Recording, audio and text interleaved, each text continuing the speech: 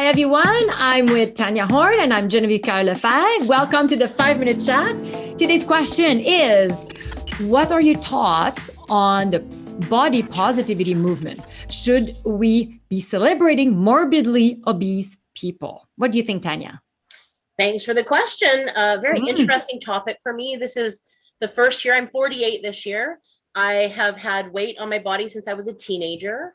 I've lived apologetically in this body for over 30 years, striving towards this goal of fitting into society. This year, I read a book called The Anti-Diet Book. I happen to have it at arm's length, go figure. And it completely changed everything for me, flipped everything on its head.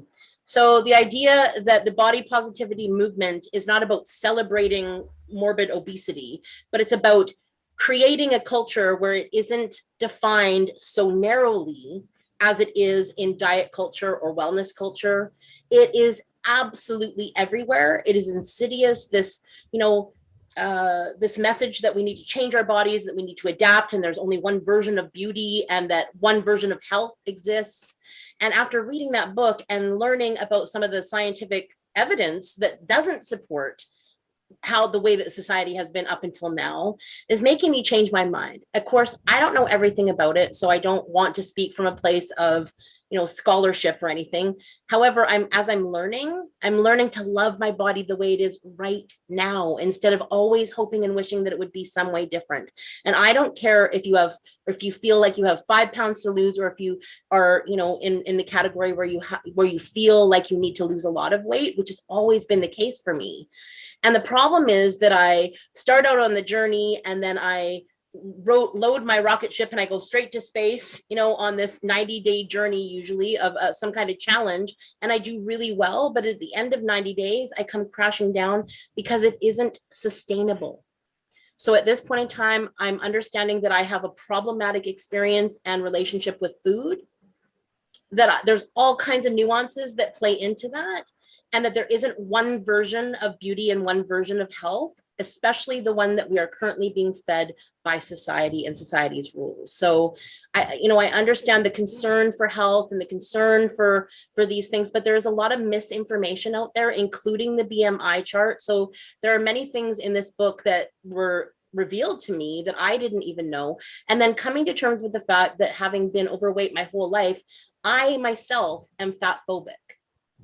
Now that came as a surprise to me. I didn't even know that was possible, but now I'm like undoing the layers of all the damage that's been done up until this point in time and learning to love myself right here, right now, today, and taking care of myself in better ways instead of striving for changing the way that I look and changing the way that I eat and constantly be in this pursuit of something that I think is unobtainable and unnecessary, and celebrating all bodies, no matter what they look like, no matter their size. So that's my take on that. Yeah, I love what you say.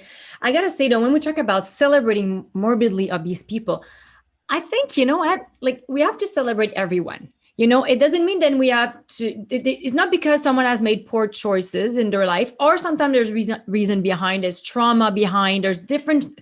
So who are we to judge, really, right? So I think everybody should be celebrated. It doesn't matter if you're too skinny, too this or too that, or whatever is the story. I don't think so. There's a too and a too much and a not enough.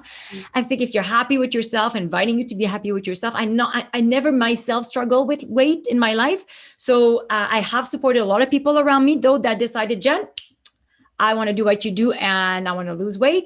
And I mostly said, you know what?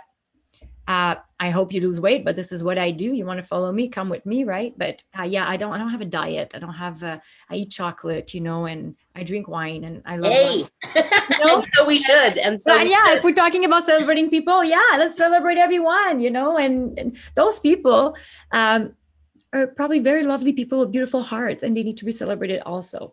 I'm not saying we have to celebrate because it gets to a point and it's like dangerous for their lives, right? So that is hard to see someone slowly go like that. Mm-hmm. Yes. Yeah, it's an interesting topic, Genevieve. So I'm sure that we'll get deeper on that at another time. And thank you for your comments. Please join us in the chat. Subscribe, join us. Comment below, and see you next time on the chat. 5-Minute Chat. See ya.